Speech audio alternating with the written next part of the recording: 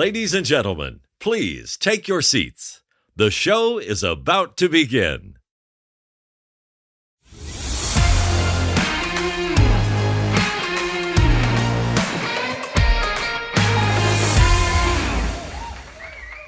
G'day everyone, welcome to the GiddyUp Podcast. My name's JT, of course I am joined by Donnie. I am laughing because we've been streaming for the last 10 minutes, having a great time chatting to ourselves and... To no one, absolutely. To the no Democrats.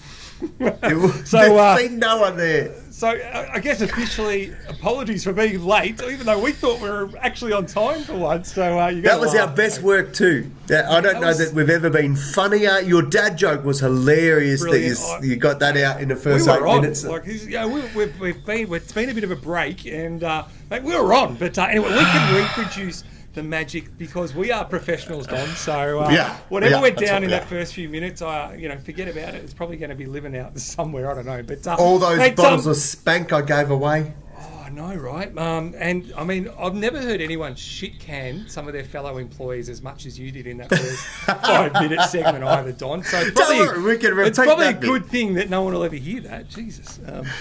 Now, is anyone on? If anyone's on, all they can do just give us a wave or a hi or get stuffed or we can hear your voice or anything at all. That's always lovely.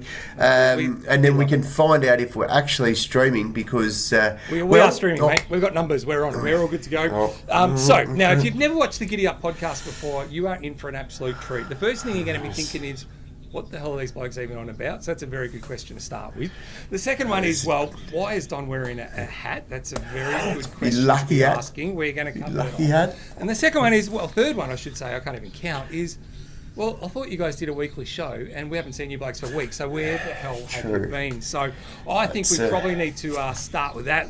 With your mum is joining us. Fantastic. G'day, Mum. Welcome, Donnie, your mum. People probably just going, JT, was it you? Did you have more migraines? Have you been off doing businessy stuff? No. Have you been having some operations because you like a bit of surgery and stuff?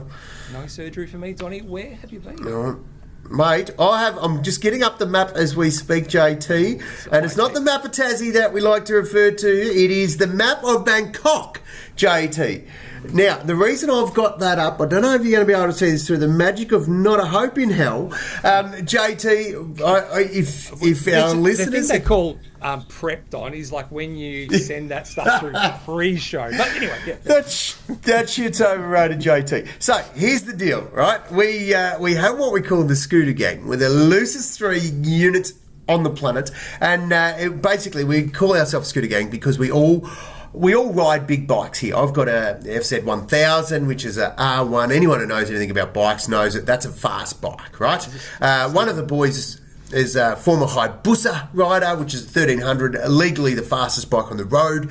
And one of the other boys rides a Harley. So the bikes go fast that we normally ride here. Of course, we don't ride them fast because that's illegal in this country. However, JT, what we do is we fly into a country. It's biannual. Every couple of years we do this. And we roll the dice. We fly into a country. Typically, the dice lands on where the cheapest flights are. Who would have thought? And so every one of our regular listeners, and Johnny Boy, he's also been attuned to where I've been at because they commented on some posts that I had when I was away. But we landed this time in Bangkok. We hired some scooters. Last time we tried to do it in Bangkok, we couldn't get the scooters we wanted, so we had to go out to get them. So this time we went down to Pattaya.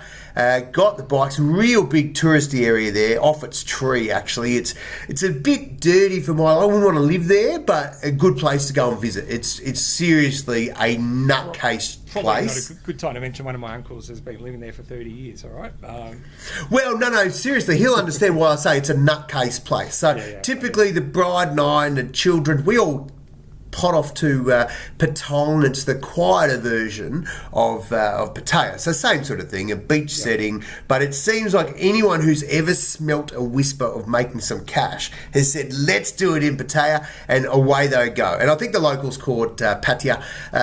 But either way, the joint is nuts. So it's got all the strip bars. It's got all the touristy stuff, but it's also got some bloody amazing beaches and a really good place to hang out. So got the bikes and couldn't get as big a bikes as we would have liked, but headed off And this time we went down the bottom. So down the bottom, if you're looking at the map of Bangkok, we went to the right. Last time, or one time, we flew into Bangkok and rode our bikes down to Phuket, which is around about a 12-hour ride, if you follow the signs. Fortunately for us, we did in about 8. So, but it is a bloody amazing, right down near the Vietnam border, Cambodian border rather, and that was our goal, is just to see as much of Thailand without a map. And sometimes shit gets, a little bit loose, because you find yourself in the middle of a field somewhere and you go, we probably should have used the map for this one, boys. But whenever we're in doubt, we just pull out the dice, we roll the dice, and someone gets a number and we go right, left or right. So, and you know what, JT, there's roads where you're not allowed to have scooters on them, like freeways and stuff.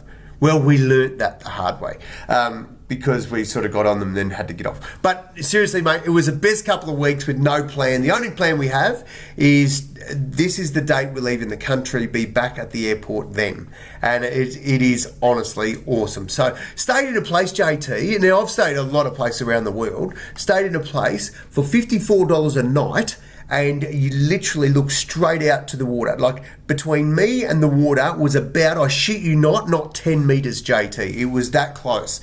And we found this place, a little fishing village in Cha Bang or somewhere like that. I forget off the top of my head. I could look it up. But seriously, JT, well worth. We do it all the time. Bloody love it. And good to be back. We're sore as shit now from riding little bikes all around the country, but really nice to be back. And back at work too, which is good, JT. Still got a job. Always good. Now, apologies to our listeners for that story. I realise some of you... Don't apologise, JT. Never apologise. Well, some people might have been offended, Don, by your story then. I don't know if you realise, but for the first part of that story, for about a minute, you described these really high-powered bikes, like the fastest bike and the Harleys and blah blah blah. Buses and What was the point of all that when you literally were just riding around on scooters? Well, the point is to why we ride scooters when we go to another country is because that's why we're the scooter gang, JT. Not the Outlaws or the bloody Ulysses or the big motorbike clubs. We're the scooter gang, and we do it because we do something different, JT. You should try that. Should try doing different stuff, JT, instead of just counting cash every day. Oh, speaking of cash, Donny, one of the now what's going on? We're going to talk about the election. We know it's a big issue for a lot of people. Now, if you haven't been watching the news or listening to the radio or looking up at the sky, you probably wouldn't have heard the news. But we can absolutely categorically confirm that Kamala Harris is now the new unemployed person. She lost. She got absolutely smashed. Donald Trump is president. He's back for another term. It was an absolute bloodbath in terms of, and it was tipped to be very, very close. Here's the results as of 8:20, so 10 minutes before we went live. Now, it hasn't finished the count yet, but for those who are playing at home, red is Donald Trump and blue is Kamala Harris. So you can see it is red basically. Well, wait up, JT. Wait. I'm looking at that. It says Harris 224, Trump 267. That's pretty close. Well, maths is about 250, but that's sort of, or 240 even. But that's bloody not too much for what? Like, how's that? How's there so much red there? Like, explain this to me, because that's looking a bit more even than sort of the picture. You want me to explain the American... no, not completely, because it's bloody confusing, but it works. It's very different to how ours works. So it works on preferences over there, and X states have a certain amount of votes, and they can vote one way or another based on... It's complicated, right? And that's why they talk about these swing states are so important, because they have more votes than other states. But it looks like Trump basically won in every swing state, I think, was the early results coming through. So, yeah, it's been an absolute bloodbath. Like, no one predicted it to be like this. JT, now, if I recall rightly, the last time Trump became the president, nobody predicted it. Now, when we say nobody, is this the media have completely got it wrong again, or is this them trying to tell the story and guide it their own way before the election? Now, because clearly this exact same bloody thing happened last time. Yeah, so good point there. Hi, Ev, by the way. So there you go. He's won the House and the Senate, so he's basically got full reign to do whatever he likes for the next 4 years. So it's going to be... I reckon he'll be doing himself a little pardon, JT. I reckon, yes. So anyway, it's going to be... it's an absolute... no one predicted, I think, even the Trump supporters probably wouldn't have predicted this much of a landslide victory in their wildest dreams. So it's been crushing, no doubt, for Kamala Harris, and I'm sure there'll be lots of, fallout from, as there always is. Either way, it would have gone, there would have been news, right? So JT, now this means what? Does the world crash? Financial markets in the shit? Do we go to war? Because everybody predicted last time Trump got in there was going to be World War III, and under my understanding, there wasn't a war started since he's been out. There's been a couple. So, who are we listening to here, JT? What happens financially? First of all, do we go and sell all our Bitcoin? Are we in the shit? Well, I think the answer to that question, Don, is it probably depends on where you get your news from. So if you're looking at news.com.au, Channel 7, Channel 9, Channel 10, etc., they will tell you it's the end of the world as we know it and we're all doomed. But I think the reality is probably the opposite to that. The financial markets are booming. Bitcoin just hit an all-time high because Donald Trump has come out very publicly pro-crypto. And it's believed, I saw some stats recently, and don't quote me on this, even though it's going to be on video forever. You're going to be quoted. The number was it was about 20% of Americans now own some form of crypto. So it's a big... Holy crap. And crypto just hit... live figures, $113,765 Australian for one Bitcoin. Now, it was half that a year ago, and if you bought it years and years ago, you would have paid about $400 for one. It's insane. So hang on to crypto. We are about to go on a very, very wild ride. Today has been a very, very good day for JT in the crypto markets, it's got to say. JT, do you need to have a lie down and an ice pack applied? Because I do remember, but I don't want to speak too publicly about your ride with crypto, but there was a time there that I was very, very excited to watch. Well, your media, it was bloody out of this world the way your crypto account was rolling. So, did you sell in the bear market? Yes. Did we get burnt like in the bear market? Did it hurt us that much that we're still just playing catch up, or are we how are we going? Yeah, it hurt. Okay. And so we're not going to make this a crypto show because people probably get really bored. But look, crypto is widely known for going in cycles. It's roughly around a 4 or 5 year cycle. So we have what's called a bear market when it's worth nothing. It's just not a good time to have crypto. And then we go into the bull run, and the bull run can typically go from about a year, and it just goes absolutely nuts. The key is to accumulate in the bear market, buy the crypto when it's dirt cheap, hang on to it, and when the bull market comes, watch that little baby take off. And some crypto will be, 10 times, 50 times, the amount. It goes absolutely nuts. But the key, and the key that I learned the hard way, is don't keep hanging on to it. Sell it in the bull run when it's actually worth a lot. You learn the hard way there. So I'm very keen to get this bull run up and running, and I shall be exiting fully out of crypto at some point in this bull run. I never thought I'd hear you say that. Well, there you go, JT. Congratulations for hanging in and surviving this long. I was just thinking to myself about 3 days ago, stuff it. It's time to sell my crypto and just tidy up. You've done the hard yards, mate. Stay. This is the next 12 months is when it all starts going absolutely bonkers. I remember a night when we were chatting, remember? It was like literally 4 or 5 years ago, and refreshing our phone every 2 minutes, just going, 8 seconds. Holy shit, like it was going up in 20 grand chunks, 50 grand chunks, and you're like, what is going on right now? It was nuts. So we are definitely coming into that time again. So yeah, don't exit out now. This is excellent. All right. You had me at hello. I'll hang in there for another 2 weeks and see how we go. This is bloody great. I'm very excited. I will be having a very sneaky little look at that phone very soon, which admittedly I haven't had a look at all. I've put the phone down. It's probably still well down, mate. So don't. All right. You're probably still a long way behind from where it used to be. So anyway, that is crypto. Now on the show tonight, Donnie, we've got a couple of trivia questions. So we love our trivia. We've got a dad joke I've come up with.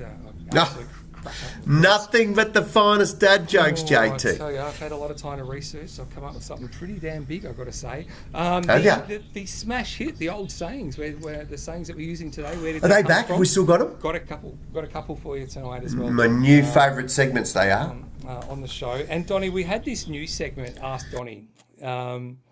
It gave basically the listeners an opportunity to just throw in a question to you, and you just have to get an answer. Did we get any bites of the cherry? Absolutely. Like, it went nowhere, JT. No donuts. We had nothing. So if there's anyone out there that wants a half-legged opinion of anything at all in the world, I'm happy to give it to you. I'm very, very qualified for the old half-legged opinions. Apart from that, no, JT. And there's nothing off limits either. All right. So this is a middle-aged guy just cruising through life with not quite ready to start drinking my own bathwater, but enjoying life, JT. So I'm happy to give you an opinion wherever you're at on anything at all. So feel free to send that through. All right, done. Well, let's get into our first segment of the night. This is one. What have we got? Well, Donnie, I didn't know where to put this under. Customer service fails. Ticket of the week. I've landed here though. JT's pick of the week. Don, I think this is something that most people, I hope, are going to relate to, and I come across bad customer experiences all the time, and I don't like talking too much about on this channel. I do vent a bit on other channels, but I just had to share this story with you because I know this is one that you would also appreciate, and most people are going to go, "You've got to be kidding me!" And what I want to know is, has this happened to our listeners as well? And so I'm going to just take you through this, Donnie. It's not a long story. Take me through it. About a month ago, an email comes through saying, "Dear Mr. Tippett, we're going to be cutting power in your area on Sunday. We need maintenance on all our gear, blah, blah, blah, blah, blah, and the power is going to be out from 8 a.m. till 4 p.m. on Sunday. Plenty of notice." Okay, no worries, got it. Yep, all good. Got an email basically every week in the lead up to it. Got an email Friday again from Origin, who's our default provider here. Just a reminder, Sunday, no power. And I'm like, yep, got it. Shit, good reminder. Thought it was next weekend. Great, it's this weekend. Got it. I'm all good. And I was like, 8 hours, that's a freaking long time. I've got this fish tank on, as you know. And I was like, a couple of hours, no probs. 8 hours, we might be getting into a bit of tricky territory. So I thought, you know what? I'll just ring United Energy, our distributor, and I'll just have a little chat. And I'll say, hey guys, give them a call. Got an outage on Sunday. Just wondering, it says 8 till 4, but is that kind of, it'll happen between 8 and 4 and the power's only going to be out for an hour or two? Or are we talking a full day thing here? Because it's really different for me. I've, explained the situation, and they're like, well, let me have a look. They go and have a look, and they say, oh, look, we can see there's a bit of a schedule here. Look, you should plan for the whole day. That's what's in the email. We suggest you plan for a full 8-hour outage. And I'm like, okay. And I was like, just out of interest, because I asked these questions, what type of compensation would there be for someone that, when you've got a fish tank that you need power, is there anything, like, do you guys provide generators or anything? Basically said, nope. It's all on you, and no compensation at all, but you're welcome to put a complaint in or something if you want. I said, well, I'm not complaining, I'm just asking what the deal is, right? And so anyway, it turns out that I've got a plan for the 8 hours. I'm like, okay, what do I do here, Don? I'm like, I need a generator. So I'm like, so I thought, Don, I should have a generator anyway. I go and buy a generator, Don. So I now am a proud owner of a generator. It cost me $1,300, not cheap, but I figured probably a good idea. And now I'm covered if the power goes out or whatever. Don't need to stress. Look at you go. So anyway, Sunday comes around, 8 a.m. Like, kids, remember, turn all the equipment off, don't open the fridge, all the usual sort of stuff. And we get finally to 4 p.m. at the end of the day. Now, Don, how long do you reckon the power was out for? Good couple of hours at least. Good few hours. 4 or 5? Not quite. Just a touch lower. 3 hours. They got it done quick. Yeah, they're very efficient, these guys, and it's all about safety. So get in there, get it done quickly. But no, a bit shorter. 2 hours, and they got paid for 4 on a Sunday, which is good for them. But Yeah. Yeah, Jamum's gone 25 minutes, and that's a good pitch. But Jamum, go lower. No, surely not. You've got a generator, JT. You sure it wasn't just a generator going and you didn't realise? The power was out for a grand total of, and I shit you not, listeners, it didn't go off at all, Don. What do you mean? They did postponed the works. It did not even go off for 1 minute. Is that because your generator kicked in or what? No, because it was a manually start generator. No, it did not go off the entire day whatsoever. There were crews working in a couple of streets nearby, but it didn't go out at all. And I'm like, Did you ring them? Are they coming back another day? What's going on? I haven't. I'm going to go straight to the ombudsman with this one. I was filthy. And, one of the reasons why, obviously I spent a lot of money on a generator, didn't even need it. But I also spent all bloody day Friday researching generators. I went out on Saturday and spent half a day trying to buy a freaking generator. And then there was people in my little estate where we live, and everyone was sort of, messaging going, they all planned to go out for the day, right? Take the kids out, do whatever, just be away. So people are coming back to the group going, hey, is the power, just checking, is the power back on yet before we sort of come home from our little day trip? Yeah, power hasn't even got off yet, guys. Like, what a colossal waste of people's time and energy to say that you're going to turn the power out and then not even turn it out. And what really shits me even further, Don, is when I rang United Energy, they had my mobile. They go, oh, yep, we know your address, you get your mobile. Because when there's a power outage, they text you, right? Most of the providers now will text you saying there's a power outage in your area, restoration time, blah, blah, blah, hey, power's back on. So they could have communicated something, Don. They had their But they emails, were worried you had no power, JT. Far out. Is that just shit government crap? Like, you've got to be... I can't believe it. It just made me so mad. So, anyway, I haven't had time to do anything with that mad stuff yet, Don, but does that happen to anyone else? If you've been told that you're having a power outage and it actually hasn't gone out at all? Because I wonder if this is just a one-off thing, or does this happen all the time to people? Now, JT, you're trying to tell me you'd be happy to sit at home and start your generator for 45 minutes for an hour, and even if they didn't actually need to trip your street, you'd just prefer to feel like that they've done what they said they were going to do. What if they were able to fix your street without actually having to turn the power off, JT? Look, fantastic, good on them, but don't freaking waste our time and tell us that we need to plan for an 8-hour outage. When I called to validate 8 hours, there was no, look, it should only be an hour, but we say 8 to be safe. Or no, it was just planned for the 8. And when you got through to the Indian call centre, JT, did they try and sell you some solar panels? Far out. It's, anyway, that's my little vent for this week, Donnie. Piss me off. All right, fair enough, mate. You're entitled to be angry. Now, what are you going to do with that generator? You're going to sell it to the schoolies that are heading down to the island, or what are you doing with it? No, I'm going to hang on to it. Camping? It's a good thing to have. And, every year, if you notice this, every year we keep getting told to plan for power outages because the grid is not going to be able to handle high heat waves because everyone's going to have their aircon on and blah, blah, blah, blah, blah. But they've been saying it every year. Hasn't really happened, but they're saying it again this year. It's going to be a very hot summer. They say that every year. It never seems to bloody happen.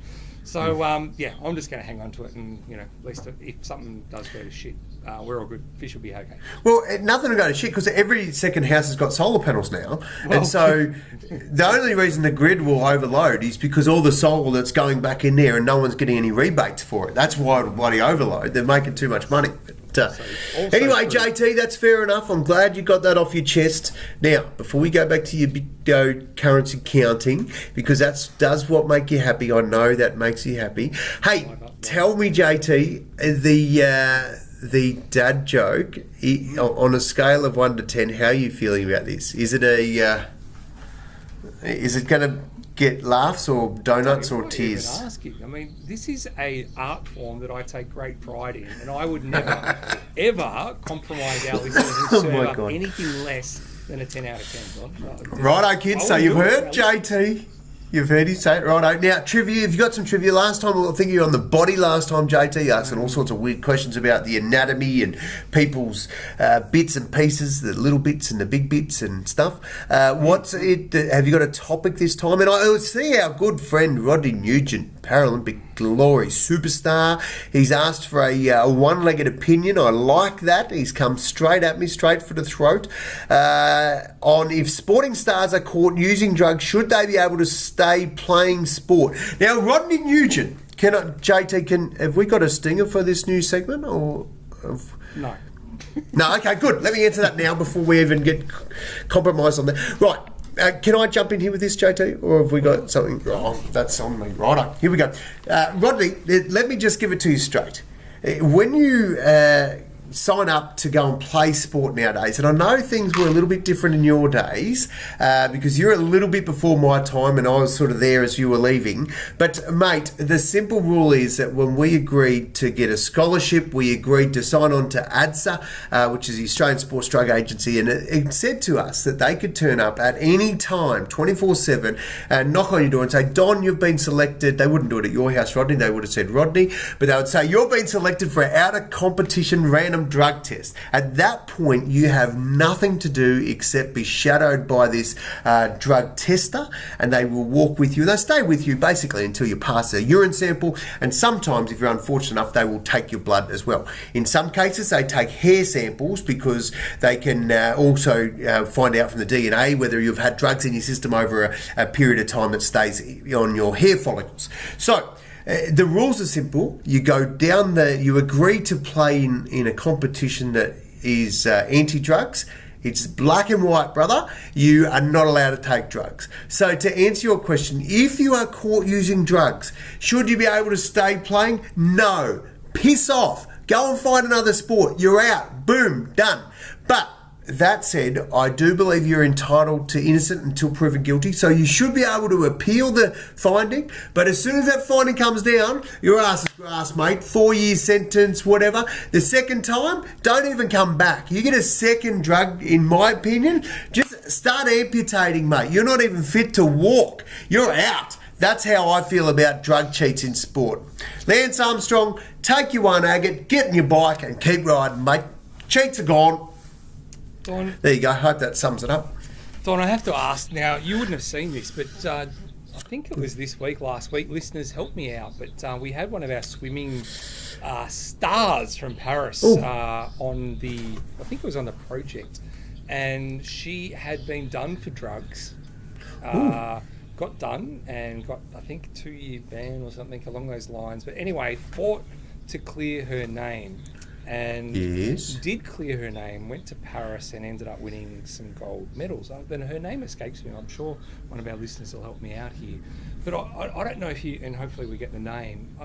I was interested in her story. The Shona Jack, is that who you're thinking of? No, I don't think she won this one. That was previously. Go, yep, carry on. But she and again, they didn't go too deep in it. I think it was the project that I saw it on. But yeah, she paid a lot of her own money to try and get out of it, because she was adamant that she did not take performance enhancing drugs. It was in her system, however, and so it was like, well, you've somehow ingested it somewhere along the line. Something's gone wrong, and she's like, well, I didn't deliberately do it. And so she fought, paid a lot of money, and did end up getting herself cleared. Now, on face value, Don, without knowing the name, she was done. It was in her blood. Like, there was no dispute that it was in her system. But she's claimed, which I'm sure every single other drug cheat would have claimed, I have no idea. Someone must have slipped it in my drink, or God knows whatever, right? And you feel for people if it was a genuine mistake. But surely if it was in her system, then she has had the benefit of that performance-enhancing drug, whether it was deliberate or not. So yes, she's overturned, and she was able to clear her name, and she got to go to the Olympics and win some medals. Like, good on her. It was a bit unfair though. Like, if you were clean and you never got any performance enhancement drugs into your system. JT, in my view, mate, it's black and white. The rules are there. If you're not allowed to plead ignorant and say, I don't know how that got in there. Stiff shit, it's there. It's you're responsible for what goes in you. So if, like, same as everybody else responds, go through the jails, JT, and ask how many of those guys are innocent. They will all be innocent, yet somehow a court has proved that they've all done the wrong thing, and so they get locked up. So there is some very clever lawyers out there, and paying a lot of money can sometimes just get you a really good lawyer.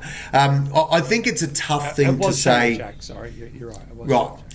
And I've got no issues with saying, hey, you have every right to defend yourself. And that's why, and ads to know that as well, that's why they take the drug sample and they have a B sample. It stays frozen, never sees a light of day until the A sample is disputed. So in other words, at that time, the two samples are coming. Now, what you're saying here is that she's saying, yeah, it's in there, but I didn't put it in there. How did this get in there? And she has absolutely every right to question that. And I agree with you. I think if you're a clean athlete, but what we're looking at here is these aren't when somebody gets done for a positive sample, usually everybody has testosterone in their body, but a zero level or a 1 gram of it doesn't make you a drug cheat.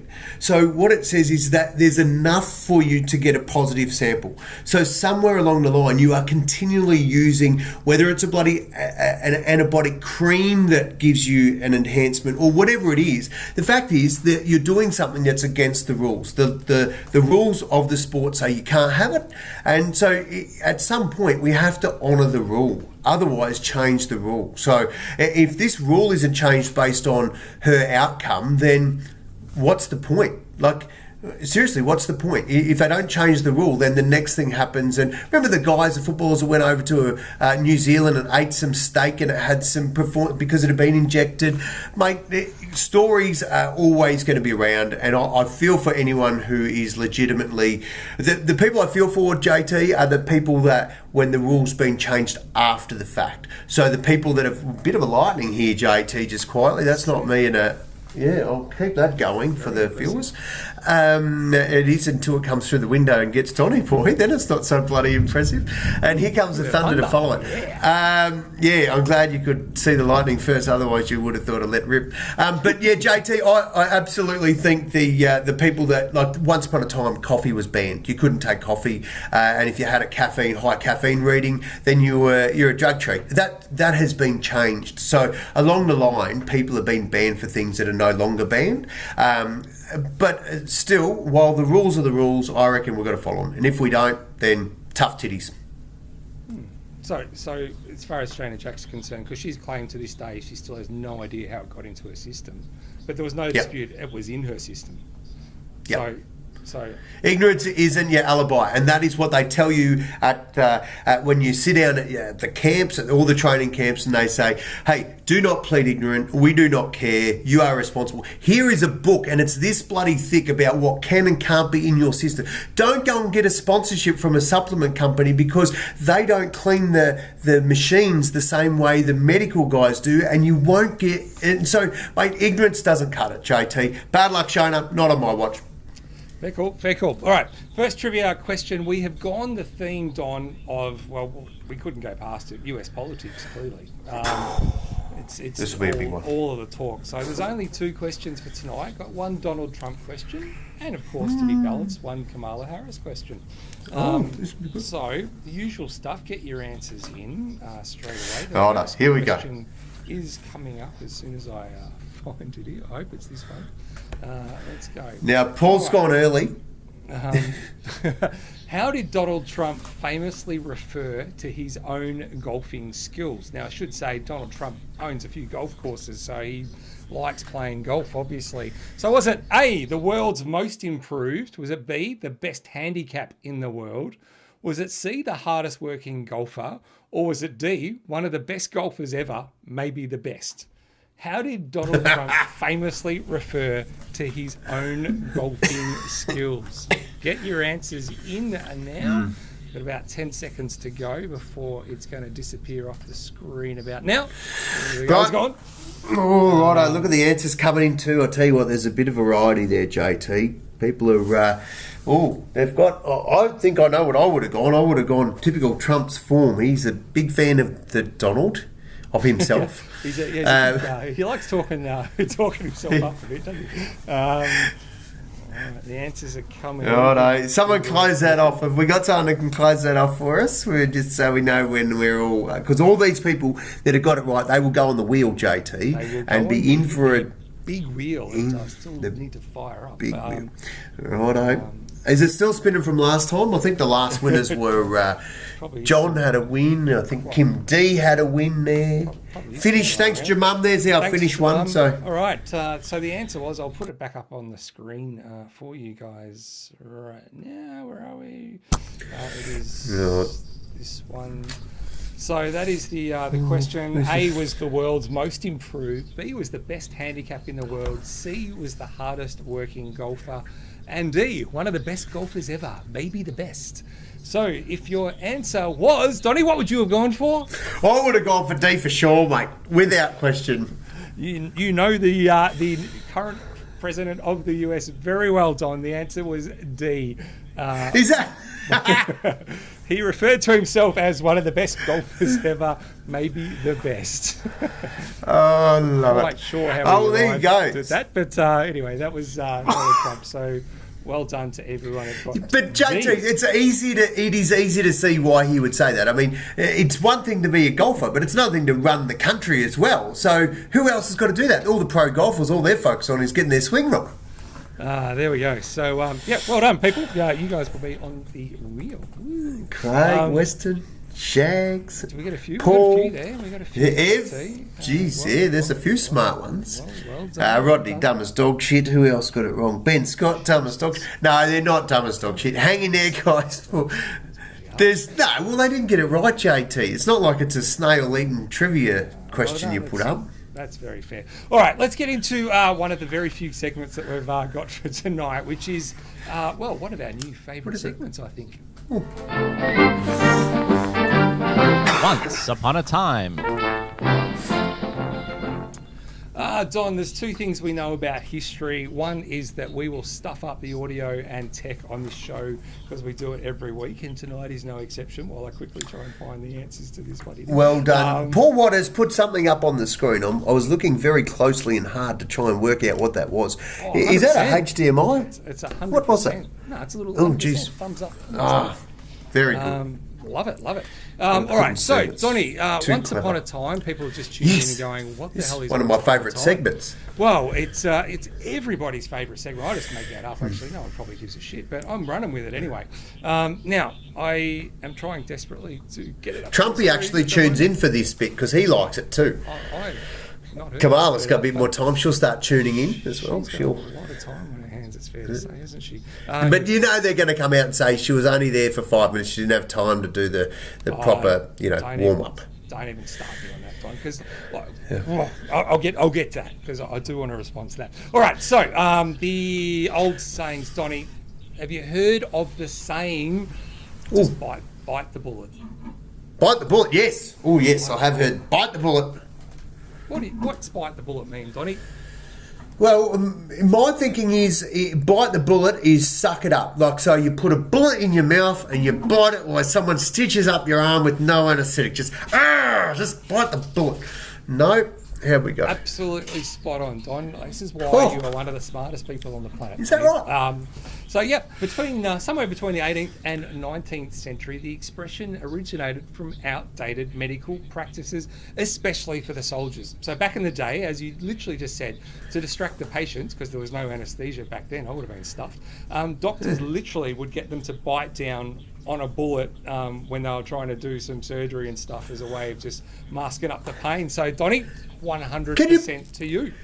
Can you put me on the wheel? That's bloody good. Are you on the wheel? Now, the other one, Donnie, this one was actually on a TV show I saw during the week, and I actually had this teed up before there, but I'm going to run with it. So if you watched whatever show I saw it on, this one I did not actually know. Donnie, you have probably heard this before. Blood is thicker than water. Oh, yes, I know this one. And in what context would you use that, Donnie? Well, I'd clearly use this in the context of saying when shit goes down, your family are they will stick thick, they are your one. So blood meaning your family and water are your friends around the outside, so blood will always stick thicker. That's my take on that. Brilliant. And I was 100% the same thing, Don. But guess what? We are both completely wrong. Right, now I'll give you the medical term for that, JT. No, I wouldn't have a clue. What is it, mate? Shit, it's not that. I was with you. I was always that you put family ahead of friends, right? But the actual saying means the complete opposite. So the full phrase was actually, this is the full phrase. It was the blood of the covenant is thicker than the water of the womb. And so what it was referring to was warriors, like back in war times, who shared the blood that they shed in battles together. So those blood brothers were said to have stronger bonds than biological brothers. Oh. So it's like, we're going to war, we're going to spill blood together, we are tied as, you name it. And so the actual saying was that, that the blood is actually the other way around. The blood brothers were said to have stronger bonds than the biological brothers. But I think if you think about that, JT, it probably makes a bit of sense because you've consciously made a decision, whereas as a biological brother, then you don't have any say in that at all, do you? You just rock up and whoever you get, that's who you get. You don't get upset.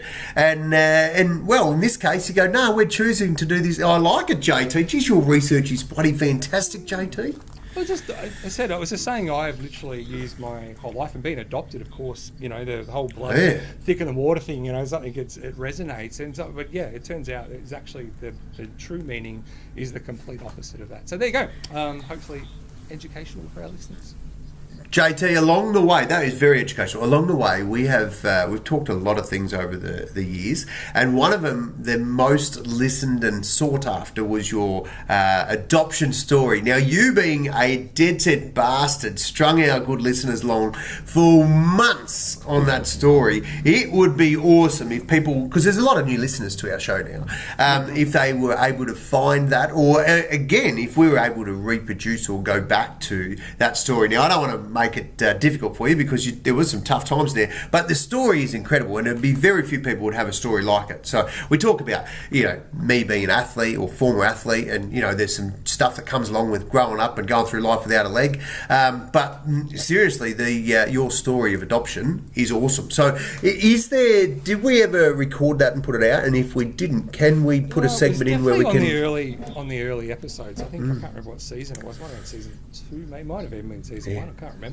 But mate, it exists somewhere. I don't even know where all our early episodes are. Probably on YouTube somewhere, or still on our podcast hosting platform. I'm probably still paying for that. I've forgotten where it is, but it is out there somewhere. All right. Well, if anyone wants to know more about that, let me know, and we will put a segment in there. It's probably going to get more life than that Ask Donny body segment that's gone to shit already. So anyway, I like it, JT. It is a fascinating story. Paul's gone to sleep with his head on the 100% button. And now, JT, have we got another trivia? What have we got? Where are we at? You want to go? Oh, wait. JT, before we get to the trivia, there is I'm dodging the lightning, by the way, if you see me doing this. I did get a bit of a sting by lightning once upon a time. And if I haven't told you that story, put that in for the next week's episode, because it is a cracker. Actually, JT, no, next week's episode. I'm a co-host of Australia's biggest award ceremony in the disability sector, Australian Disability Service Awards, and they're going to be in Sydney next week on Wednesday night. I'm co-hosting with a 7-time Paralympic bloody champion and a real funny man. So we're going to celebrate all the great work that happens in the disability sector. So JT, just putting it here now, I will not be available for a podcast next week. Got it. No, am I up for the walk? No, in disability sector, JT, you have spent a lot of time in hospital, and we've got a lot of people in the disability sector that do rapid hospital discharge. But no, you got nothing. Like, as your not even nominated. Doesn't that get me in the industry, kind of like, just?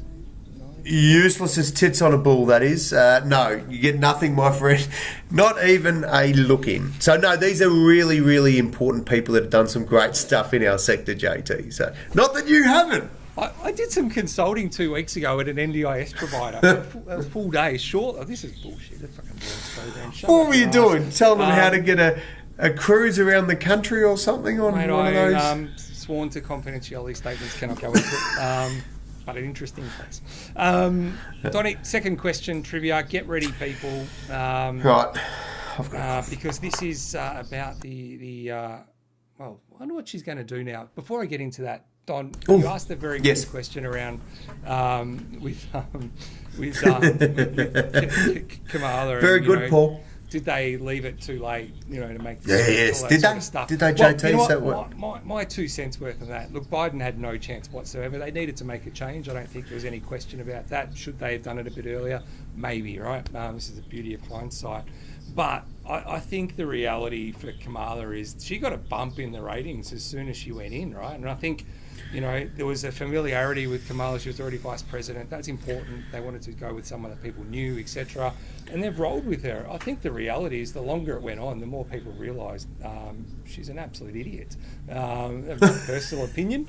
But far out, she's not the sharpest tool in the shed. And the longer it went on, I honestly think it would have got even worse, because that's what we saw in all the polls. Not that the polls have given us a lot of insight, really, when you look at the results. But she got a bump when she first went in. And had she been great and been credible, I think it would have been a completely different story. I think the reality was just the way that she came across, and particularly on the economy, which is a really sore point for a lot of Americans at the moment, as it is here, right, with the cost of living crisis, etc. And she just could not answer basic questions around how she's going to, address inflation and all this stuff. And I think at some point you got to go, well, I don't really care whether I like Trump or I like Harris. What I care about is what I can do for my family, and am I going to have a job and all those things. And I think ultimately that's why there's been such a big swing to Trump. I personally don't mind Trump on a lot of things, but he does say some absolute stupid things sometimes. But I think the rhetoric that's come through is he's pro-American. He's saying, our country comes first. And he's going to put massive tariffs on China and all this stuff because he wants jobs and the economy firing. He's going to stop immigration because people are, in his words, they're eating the cats and the dogs. But the reality is there's been a lot of violence in the States, as there is in London, as there is here, and a lot of it is by foreigners that have come in. So I think Trump has very much gone down that path, and it's resonated with Americans. And it'll be interesting to see, in all seriousness, what happens now with Australian politics. If there's some lessons here where suddenly they go, maybe the woke shit isn't rubbing off on everyone as much as we thought it was. So it's a fascinating outcome. I'm looking forward to JT, some of the political analysis. I've got 2 words for you. Please explain. It's got Pauline Hanson written all over that. Why did she fall by the wayside and the Trumpy? Is there much difference between the two? Because what you've just described then has got Pauline written all over it. I think it's interesting. I mean, look, we're not getting any younger, and so Pauline's been around about as long as I have. And I remember when Pauline was first in politics, she honestly couldn't string a couple of words together, and so she was rightly, criticised a lot, and she came across as being an absolute, racist, was something she was always being accused of, and not the sharpest tool in the shed. And I think, like all of us, she's matured over the years, and I think she positions her arguments a lot stronger than maybe what she would have done in the past. But I agree, some of the ideals maybe that she shares are probably similar, but she's not as outspoken as Trump, and certainly Trump, as with a lot of as you said before, he's pretty good at blowing his own trumpet, right? So he's happy to talk up the Trumpster as much as he can, and he says some goddamn stupid stuff. So I'm not there. I'm not purporting to say his policies are fantastic. I don't know enough about it, but from the outside looking in, you can see that there was a real division there around which way Trump's going with the country and which way it's going to go with Kamala, and the people have ultimately said, well, we want to go that way. So it really doesn't matter what we think or what the media think. The people vote, and that's the beauty of a democracy, or close to it. I mean, they've got everyone's got a say in it. They all marched out and put their vote in. So clearly, the outcome is that people are more into Trump than the media would like us to believe they are. Well, again, look, I don't know if it's necessarily a personal thing, and this is the difficulty, isn't it? Even with our politics, you know, when we've got Labor, Liberal, and it doesn't matter whether it's the Democrats, Republicans, etc. The ideals of the party are very different. You know, Labor is about giving back to the community, and we're all going to support each other. Liberal is, earn your own merits, and if you want to put in the hard yards, you'll be rewarded. Stuff everyone else, right? And oversimplifying it, and it's the same over there. But I think there's a point where people have said, I don't care whether I like Trump as a person. What I do care about is, as I said, my job status, my cost of living crisis, my everything. So while it's in an ideal world, we want to look after everyone and make sure the world's a happy place. When push comes to shove and everyone's struggling to put food on the table, which way are you going to go? You're going to go with a government that's going to give you some financial stability and get jobs going and all that stuff, or are you going to go with someone that's going to pump more money into, all the community stuff? And I think we're seeing a response to that in the US. It'll be interesting to see if it translates to that here. Buddy, I think will. And on that note, JT, as we wrap this one up, when do we vote? Are we off to the polls next year? We've just had council. I think the federal is next year. I think, if I'm correct. Unfortunately for us in Victoria, we've got another 2 years of this incompetent government who. Mate, seriously, Donny, we'll turn this into a political show, but you know what they just did again? I just got to love classic Labor. Just before the long weekend again, Melbourne Cup, they dump all the financial documents on every single project because it was horrendous. They dump it literally on the Friday night at around 5 o'clock, just before everyone goes on a break, because they just try and bury all their bad news. And they just snuck in a massive increase on effectively what is the death tax now in Victoria. So they just snuck that win on the long weekend as well, hoping to slide it under the radar. But basically now when someone dies and you have to get the will and you pay effectively a probate to get access to the will, those rates just went up like 200-300%. And you're just like, seriously, like, it just does my head in. Anyway. So what's the short answer there? Just don't die with anything. Just spend everything you got, or hand it over before you die. Is that right? Well, it's not a death tax as in, they're going to tax your assets. That'll come. They were trying to push that through in the UK, and I have no doubt there's been a lot of talk about it here, but at the moment that doesn't exist. But this was just to access the will. So when your wills are stored and you have to go and access a will to find out how your estate is going to be distributed. And so there's a fee that you pay the government to access that. That fee just went up a few 100% over the weekend. So it's just a blatant cash grab because we're broke. Victoria's broke. So they need money, and they're just trying to sneak through a whole bunch of little taxes. Whew, this has been an enlightening show tonight. And good thing for crypto. Righto, JT. What else we got? We've got that wheel. Let's get into the trivia. The last question is hopefully this one. There it is. So Kamala Harris is known for her love of what popular dance style? Is it A, a bit of Bollywood dancing? Is it B, a bit of tap dancing? Is it C, a bit of ray gun, a bit of break dancing? Or is it D, hip hop? Kamala Harris is known for a love of what popular dance style? A, Bollywood, B, tap dancing, C, break dancing, or D, hip hop. You've got about 10 seconds left to get your answers in. Geez, I tell you what, JT, I'm really not sure about this one. I know very little about Kamala, and I know less about dancing. I thought I knew a bit about break dancing till I watched the last Olympics. Then I realised I know nothing. And I think my kid, one of them, had a fit one day, a tantrum actually, and he was on the floor having a whinge, my little golden child, and I thought he actually moved better than He probably would have scored more points than Ray Gun. So, I know nothing about dancing. So, yeah. All right, so there we go. Answers are going in. Right, so in comes the answers. We will let everyone block that off for us. Righto, good luck, humans, and cats and dogs and whoever else is out there voting, or whatever form you use. JT, can we go to the footy after this, because I need your opinion on something, on the umpires, the green, the white, the maggots. let rip. Have we got play time? the stinger. I'm going to let you rip because I'm going to put the names on the board while you're doing that. So Righto, okay, throw good. over Right. to Oh, you, Johnny. Better find out what this is.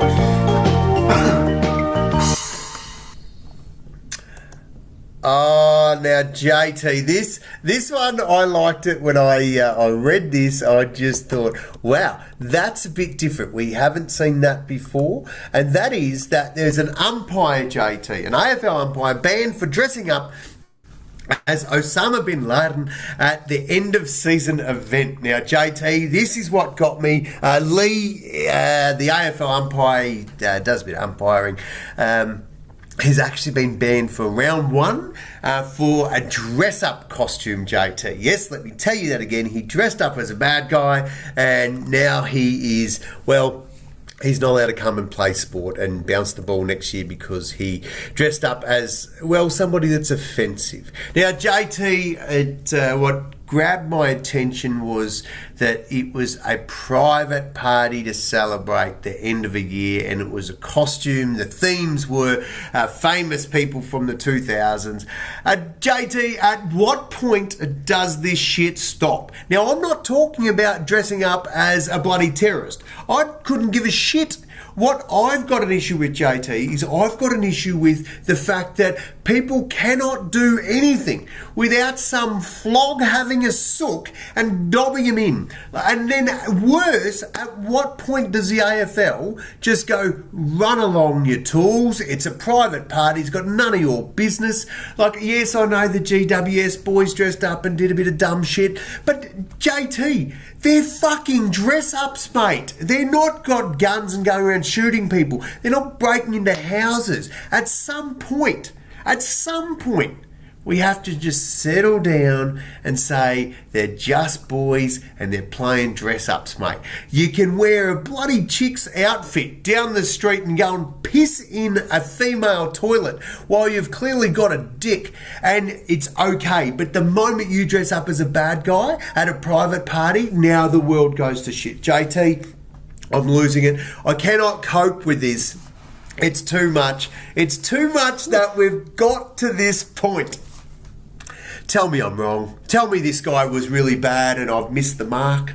Mate, you're completely wrong. I mean, I think, dressing up as Osama bin Laden, someone that caused an immense amount of pain for a lot of people, it was just poor taste, Dodd. I think he could have dressed up. It was the 80s, mate. You could have taken your pick of about a billion other people, but he has deliberately gone with someone that is going to cause trauma for some people. And, mate, I think he should have been banned for the season. I think round one is not enough. The AFL need to set the standard for our community that we will not tolerate shit like that. It is not okay to put down other people, put down other races. It is disgusting, appalling behaviour, Don. I could not disagree with you anymore. You're 100% right, mate. What an absolute joke.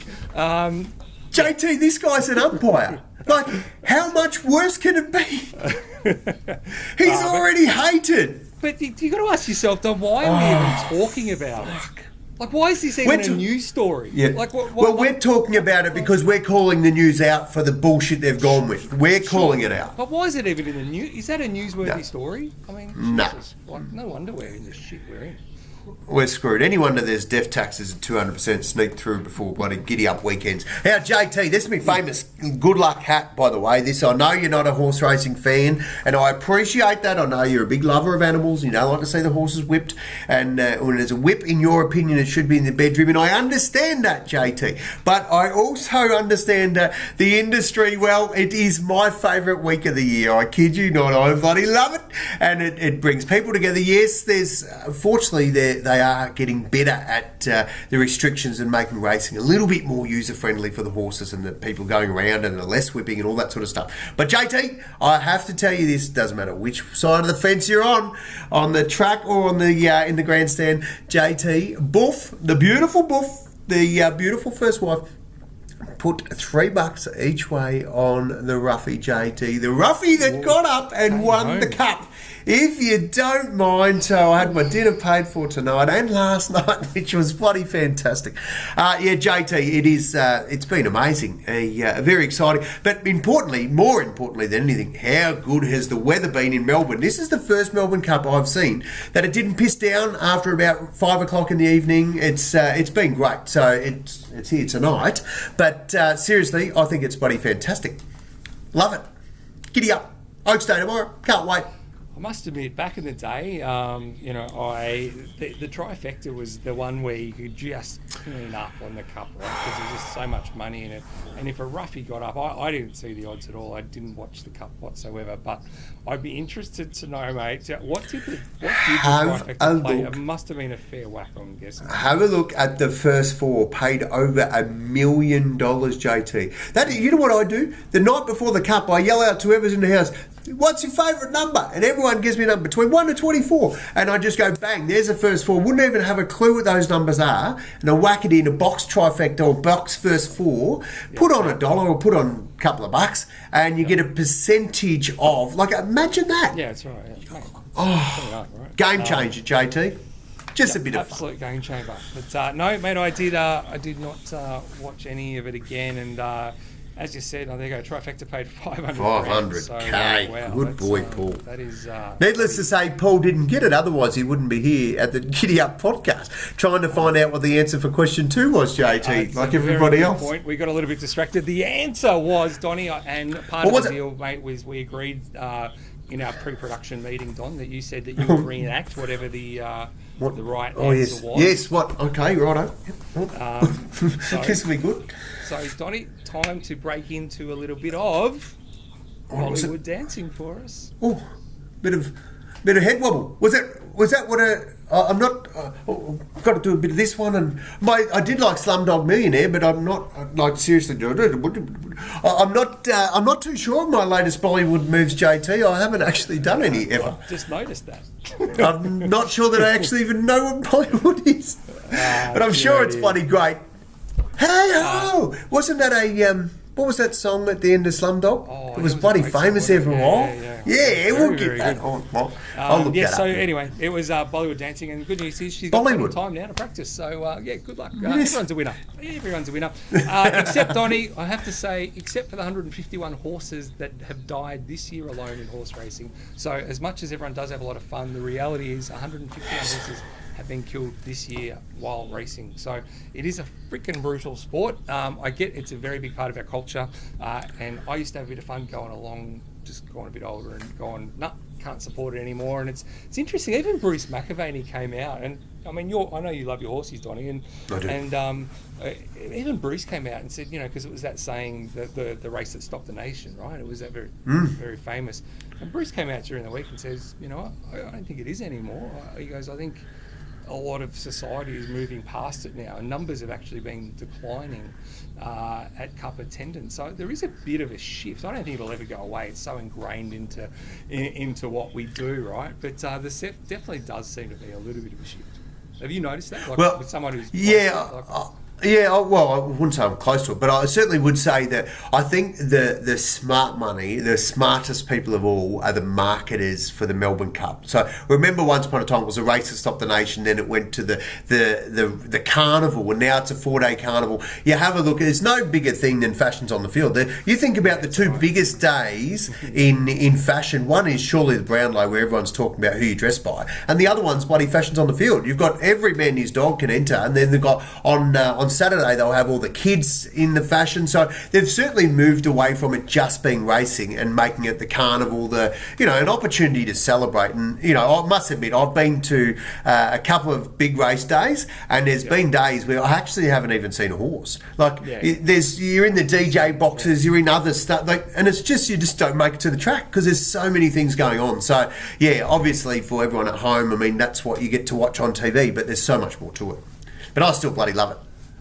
I hear you. And I was the same. We used to do a number of corporate things where we literally had a marquee, and it was a big, the Spring Racing Carnival was a big time. And as a corporate thing, it's gold because, unlike sort of the footy, when you go to the box, it's done in a couple of hours. When you go to the races, you're there all day, right? So when you're entertaining clients and you're on the Terps all day, it's a really good opportunity to bond and chat to people, which is why it's obviously so huge. And there'll be times, I agree, mate, never even saw a horse. It was just it was all in the bird cage and enjoying life, right? Yeah. Absolutely. Righto, now, JT, we've got to spin this wheel. We've got to give away a couple of bottles of Spank. What are we going to go with this week, JT? One or two, you decide. No, just one. Just one bottle. Just one bottle. Righto, well, you're going to have to be bloody lucky to win it because there's a few on there. Looks like a couple of, I'm looking there, Craig W. He looks a bit smart. He got on there a couple of times. Ev got on there a couple of times. Ev's on a couple of times. And your mum made it on the wheel. Geez, he's been whinging like a cat for the last 3 weeks. He says, I answered those right and never got on the wheel. And I said, talk to the official judges, your mum. No one gives a shit, mate. So, Jesus. Take but it he's up with here. management, mate. Like, seriously. Take it. I did file his complaint. So, no, he's been bloody awesome, your mum, helping me out. I've been working on this deck, JT. We're going to have a Giddy Up podcast session on the deck soon. I've got a 18th birthday coming up, but after that, woohoo! Game on. Looking forward to Have a some big photos. sipperware party. You'll be there, mate. You'll be there. Right, let's go, Donny. Count us in. Righto. 3, 2, 1. Giddy up. Spank that little sucker. Righto. Good luck, humans. Around she goes. And that is as clear as you like. Paul W. Bang! Congratulations, Paul. Mate, now clearly, he's just probably cleaned up at the races with his $500,000 trifecta, but he can afford a few bottles of Spank, I reckon. But He can. I might stop giving them away and get him to bloody start buying them. That's if he's got that. I agree, Ev. I'd like to say I put it on myself, but I have not. I have not great little storm orchestrated you're this. getting going on in the background there, Donny. Oh, Wherever it it is is, watching at home. Just have my fat head out of the picture for a while and just let you look out the window. Problem is, that's going to be reflecting soon and, might not be a problem at all. Don, JT? It's time. It's time. We've got to wrap this up. Hey, have I got a last thing? Have I got a thing? I've got a thing. It's always there. What's for my you. thing? That's it. Yeah, let's do that. What's my... I've got it. Here we go. Oh, yes! I put this in there because I thought it was bloody important. Righto, JT. When have I got a stinger? All right, no. Do I have a stinger? No. What are you doing? What are you doing? My final thought. I've got a really nice... Final thought. Have we missed something? Oh, what have we missed? Wait. Let me have a look at the run sheet. Just the No. biggest segment of the show every week. Well, I was so bloody disappointed in last week's dad joke that I wasn't. I was just going to see You if were we so could. disappointed. You Well, told no me you one liked commented. It. I know, No one people else gave me commented. nothing. Thanks, Ev. Ev's on it. Right. Yeah, he's all over it. Dad joke. Right, okay. Now, I shit you not, guys. I'm going to can this section if we don't get some responses. So if you don't like it, then let us know. If you do like it, give a little clap, a little something. Give JT some love, please. We can't let him go unnoticed. Righto, JT. A lot of work goes into this, guys. All right. So, a lady was a grieving lady. She's just lost her husband. Very sad. Been married a long time, and unfortunately, just things didn't end well. And anyway, she's at the funeral home, and the mortician's there, and they get the body ready for viewing and all that sort of stuff. And he says, like, ma'am, I'm incredibly sorry for your loss, but is there anything else that I can do, to help you in this very tough time for you and for your family? She says, well, look, my husband always wanted to be buried in a blue suit, and you put him in a black suit. It's like the mortician sort of explains. He says, well, look, you're right. I'm sorry, but black is the traditional colour of sadness, and it's normally what we dress the grieving, the departed in, while everyone's grieving. So it's normally black. But you know what?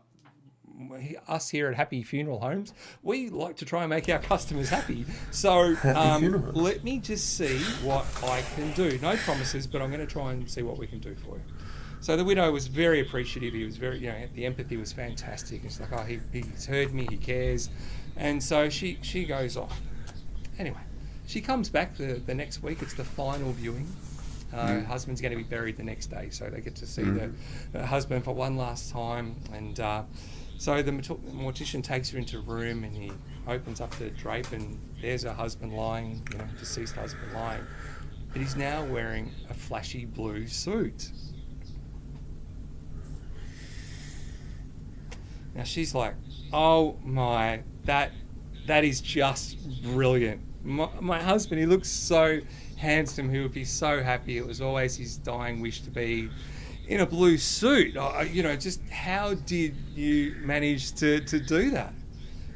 And the mortician replies, well, ma'am, you're probably not going to believe this, right? But quite literally, the day after you left, the last time when we were discussing this, they brought in a man, and well, he had passed away as well, but he was quite literally your husband's size and build. And his wife was bemoaning the fact that her husband had always wanted to be buried in a black suit, and he was in a blue suit. So he's like, this couldn't be any easier. So he goes, and she's like, well, that's just fantastic. She goes, oh, but how'd you do it? He goes, look, it was actually just really simple. So the timing just worked out really fine. He goes, all I had to do was just switch their heads over. Mortician just chopped the head off, put it on the other. Oh, JT! Now it's not up to me. Like I said, you had me at Happy Funeral Homes. I thought you could have stopped there, but let's see what the viewers say. That it's never about when I've got. Oh God. Is that laughing? I'm not sure. Geez, I'm not. Well, you did say you put a lot of work into this, JT. Well, I try every week. I really try. That's fair enough, mate. Paul's got an applause. Shay's that's not positive. Shags is not sure about that. Your mum. Thank you. Oh, Boof's come. There you go. She's happy. That's giving me a good one. I'm going with that. I'm taking it. That's a win. Look at that. Ev's in stitches. He liked it a lot. He's my favourite uncle. That's why. Look at that. Easy to see. Fantastic. All right, Donnie, we always end the show with a final thought, which is no doubt a lot of work has gone into the preparation for this, Don. You ready? Well, no, I'm born ready, JT. Yep, this is it. You ready for me?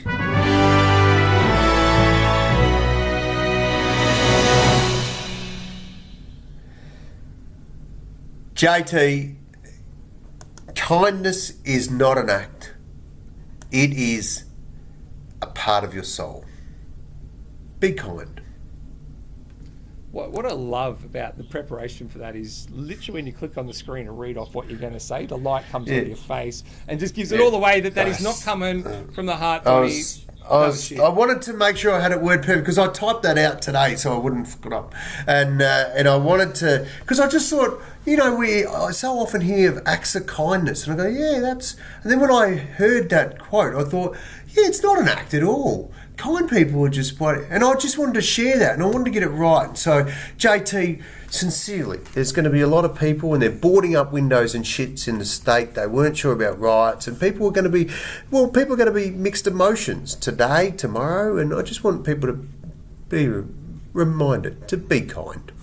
No, it's a very good message, Johnny. The world would be much better if everyone was kind. So, guys, thanks for tuning in again. We're a little bit rusty because I haven't done one for a while, and Johnny literally just got back. So, Don, well done. I know it's been a... I'll need a week off, JT. I'm going to have to take next week off. It's been a bit of a whirlwind for you, but we got it done now. Again, unfortunately, we're off next week. Donny, as he said, is hosting his awards show that I will not be getting an award at. It's just bullshit.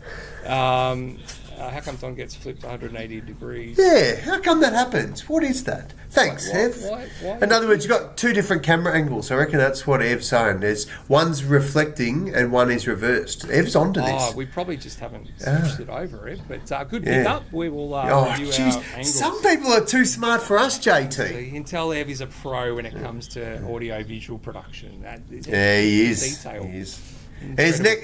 Next time I'm in Thailand, mate, I will make more of an effort to go your way, by the way. Thank you for the invite. I appreciate it. And Johnny, great tips you gave me, boys, on the travel as well. I really appreciate it. It was awesome. Indeed.